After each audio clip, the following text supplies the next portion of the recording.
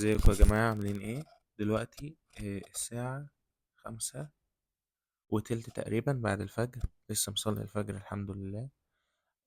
دي فقرة الشاي الأخضر. لو انت مش عارفها فاحنا بنفتح الكاميرا وبقول كلام أنا عاوز أقوله لنفسي، ولكن بعمله في شكل بودكاست على اليوتيوب على باقي المنصات.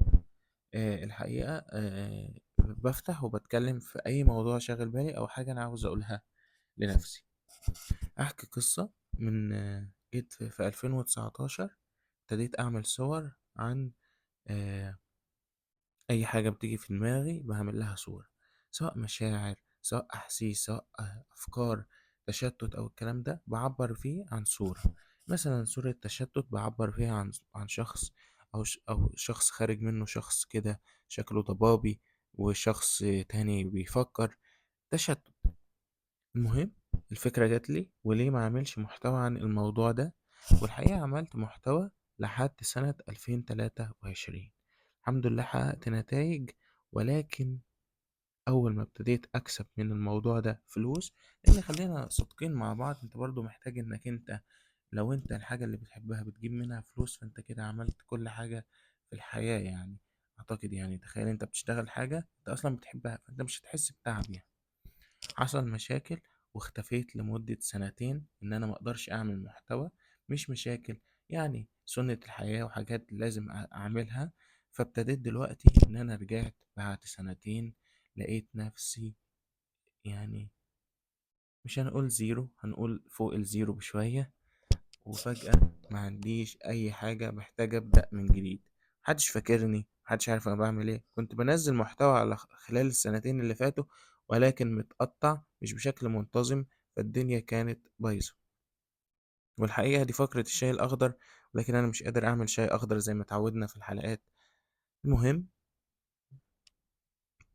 يعني يا جماعة، آسف. دلوقتي احنا بنتكلم اللي هو أنا بقول لنفسي إيه. أنا دلوقتي لازم أرمي نفسي في الموضوع، مع عندي الحمد لله الإمكانيات، ولكن مش كاملة ومش شايف نتائج. الحقيقة بقالي كذا يوم بنزل فيديوهات مش جايبة مشاهدات زي ما كنت بجيب، ولكن كل اللي هعمله إن أنا هتوكل على الله وهقول بسم الله توكلت عليك يا رب، وهبتدي أنزل فيديوهات كل يوم، وهبتدي أنزل ريلز كتير جدا وشورتس، وهبتدي كمان إن أنا أفتح لايفات. مش مهم النتائج دلوقتي، ولكن الأهم عندي إن أنا محسش قدام إن أنا قصرت، محسش قدام إن أنا لما ألاقي نفسي في شغلانة أنا مش حاببها إن أنا أقول يا ريتني كنت نجحت في الموضوع. ما هو أنا ممكن أكون محاولتش، فأنا بقول لنفسي لأ، هحاول. برمي نفسي في الموضوع وبسعى، وإن شاء الله ربنا هيجازيني خير، وهفضل مكمل في الموضوع اللي أنا بعمله ده. وإن شاء الله ربنا يرزقني حب الناس وحب ويجيلي ناس تحب إن هي تتفرج عليا وتتابعني بأمر الله. أنا حاسس إن أنا عندي حاجة عاوز إن أنا أقدمها. نجحت ما نجحتش خلاص أبقى عملت اللي عليا.